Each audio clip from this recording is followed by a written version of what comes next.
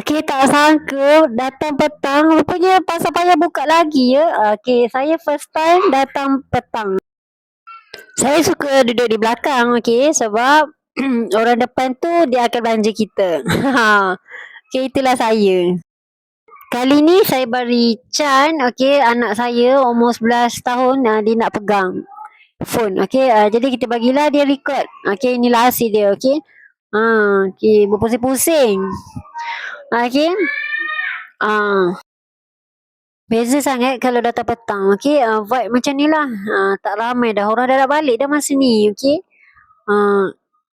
Okey, kalau petang macam ni, kedai emas lah. Biasanya kebanyakan dah tutup. Okey, yang kedai lain-lain, kedai pakaian, makanan masih buka. Okey. Anak saya, yang ni 11 tahun. Kalau datang sini suka sangatlah dia membeli. Kat sini kan banyak makanan kan, makanan.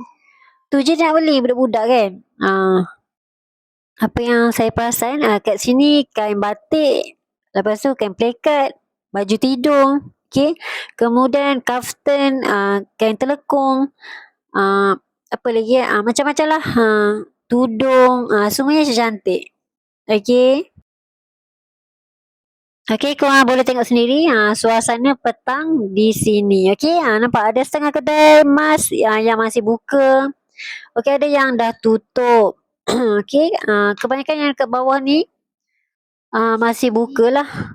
Kedai-kedai macam apa, Cenderawasih masih buka.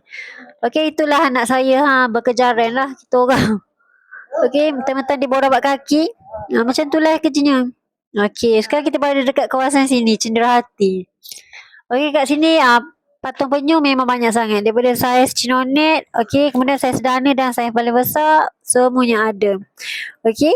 Budak-budak suka sangatlah datang sini, bahagian sini. Okey. Kalau saya tak belikan anak-anak saya kalau patung-patung macam ni. Okey. Ada bersebab lah. Okey, kemudian kita pergi bahagian sini, okey. Cuci mata. Okey, kat bawah ni tak ada apa sangat. Okey.